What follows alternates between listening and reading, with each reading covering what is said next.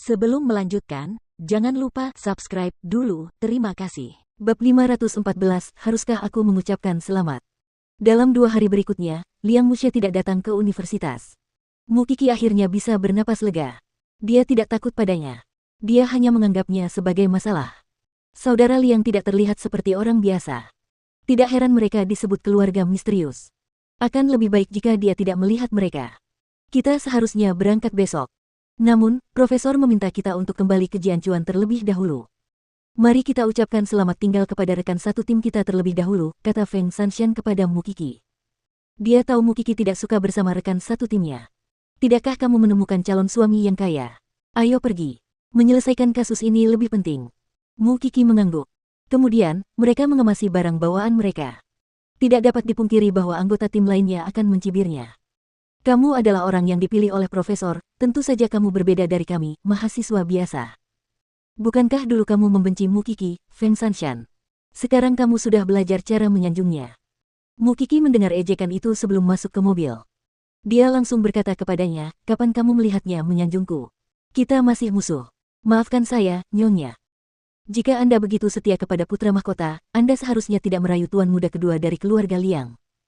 Semua orang tentu pernah mendengar tentang Liang Muxie yang menatap Mu Qi sepanjang pagi hari itu. Mendengar ini, Mu Qi tidak mengatakan apa-apa. Dia merasa tidak perlu menjelaskannya lagi. Keadaan akan menjadi lebih buruk jika dia menjelaskannya. Dan siapa orang-orang ini baginya? Mengapa dia harus menjelaskannya kepada mereka? Mobilnya sudah datang. Ayo berangkat. Profesor sedang pusing sekarang. Mereka mungkin tidak sibuk, tapi kita sibuk, kata Feng Sanshan kepada Mu Qi. Kamu benar. Setelah itu, Mu Qi masuk ke mobil bersama Feng Sanshan. Namun, saat dia menutup pintu mobil, Mu Qi mendapati bahwa orang yang datang menjemputnya adalah Suce. Kapan kamu datang? Nyonya, saya tidak pernah pergi, kata Suce. Kepala Seng memerintahkan saya untuk menjaga keselamatan Anda. Sebenarnya dia takut kalau dia akan diganggu oleh saudara Liang. Apa masalahnya kali ini? Profesor tampaknya sangat cemas. Mayat perempuan ditemukan dari sumur kering di pinggiran kota. Ada bayi berusia 10 bulan di sampingnya. Mereka adalah ibu dan anak. Profesor menemukan bahwa penyebab kematian mereka masih diperdebatkan, jadi dia meminta untuk melakukan otopsi pada tubuh mereka. Tetapi masalahnya, wanita itu adalah menantu dari keluarga kaya di Jianchuan. Namun 2 tahun lalu, dia melarikan diri dari keluarga. Sejak itu, keberadaannya tidak diketahui. Keluarga kaya tidak peduli untuk mengetahui penyebab kematiannya, jadi mereka menolak otopsi. Mereka hanya ingin menutup kasus ini sebagai kecelakaan. Feng Sanshan menjelaskan kasus tersebut secara singkat. Katakan padaku, keluarga kaya mana itu? Mereka adalah kerabat keluarga Gu. Kejadian seperti ini membuat Anda akan bertemu musuh Anda lagi. Menurut hierarki keluarga, orang itu adalah paman Gu Ziling. Jadi, Profesor berpikir Anda mungkin bisa membantu. Menurut undang-undang, jika penyidik kriminal mempertanyakan penyebab kematian seseorang, mereka tidak memerlukan persetujuan dari anggota keluarga. Mereka adalah keluarga yang berpengaruh. Mereka dapat dengan mudah menekan tim investigasi kecil-kecilan. Tidak ada yang dapat kita lakukan karena orang kaya selalu dapat melakukan apapun yang mereka suka. Feng Sanshan mengerutkan kening. Mu Qi memutar matanya. Dia juga berpikir bahwa kasus itu merepotkan dan dia tidak ingin menanganinya. Ikuti saja prosedurnya. Pihak berwenang takut. Apa yang harus kulakukan untuk meyakinkan keluarga? Mu Qi merasa bahwa kali ini dia mungkin juga tidak berdaya. Mari kita lihat tubuhnya dulu. Mu Qi mengangguk dan menelepon Seng Xiao.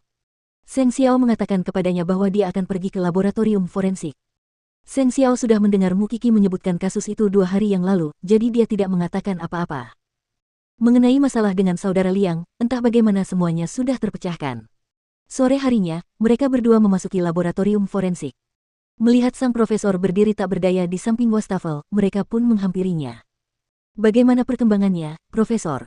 Kalian bisa melihatnya sendiri. Dia menunjuk mayat itu. Setelah bertemu dengan mayat laki-laki dengan bayi yang sudah meninggal di dalam perutnya, keberanian Mu Qi kembali melonjak. Ia mulai terbiasa dengan pemandangan yang mengerikan. Mereka berganti pakaian kerja dan pergi ke mayat. Mereka terkejut hanya dengan melihat permukaan mayat. Ada luka-luka di sekujur tubuhnya. Matanya dicabut, dan kukunya dicabut. Dan vaginanya penuh dengan batu. Mu Qi memberitahu Feng Sanshan setelah memeriksa tubuhnya. Dan yang lebih mengerikan adalah luka-luka ini tidak cukup parah untuk menyebabkan kematiannya. Mungkin inilah alasan profesor ingin melakukan otopsi. Bayi itu langsung dibuang hingga tewas. Namun, bayi itu masih sangat kecil saat terjatuh ke dalam sumur sedalam 10 meter.